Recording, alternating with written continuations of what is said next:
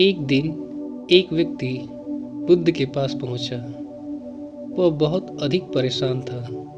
कई सारे सवाल उसके दिमाग में घूम रहे थे जो उसे कई दिनों से परेशान कर रहे थे। जैसे, आत्मा क्या है?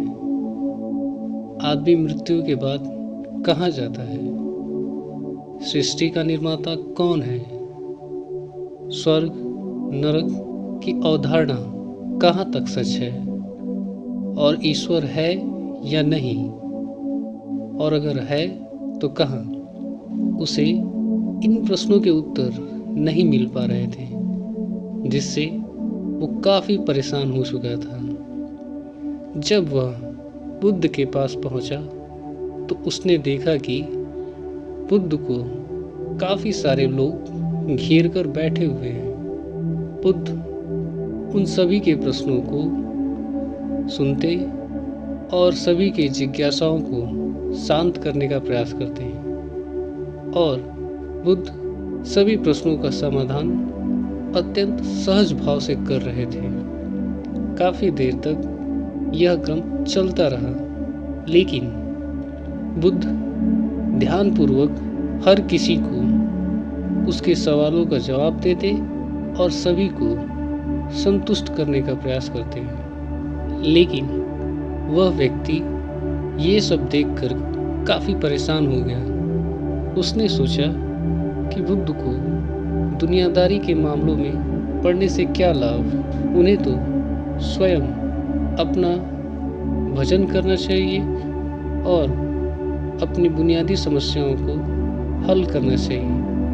वे व्यर्थ ही इन लोगों को अपने पास बैठाए हुए हैं और उनकी समस्याओं को सुन रहे हैं। लेकिन थोड़ी देर ठहर कर उसने उन सभी लोगों को ध्यान से देखा तो उसे एहसास हुआ कि बुद्ध उन सभी लोगों की समस्याओं को स्वयं की समस्या समझकर उनका सहज उत्तर देने का प्रयास कर रहे हैं, जिसके कारण लोग बहुत सहजता से बुद्ध की बातों को सुन रहे हैं और उसका अनुसरण करने का प्रयास कर रहे हैं।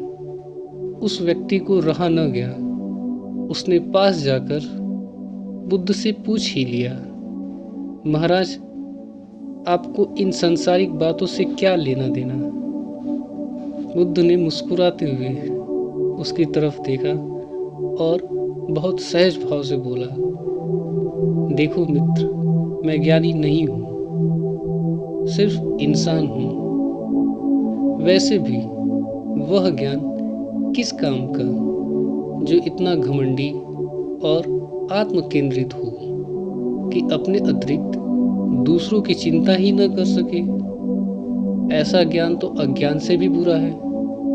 बुद्ध की बातें सुनकर व्यक्ति की उलझन दूर हो गई और उसने हाथ जोड़कर बुद्ध से क्षमा मांगा। बुद्ध ने उससे पूछा, तुमने क्या सीखा?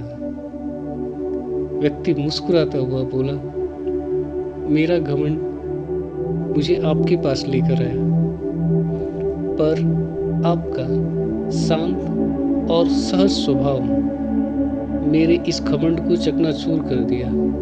इसके लिए मैं आपका आभारी हूँ। वह व्यक्ति शांत स्वभाव, शांत मन लिए वहाँ से चला गया।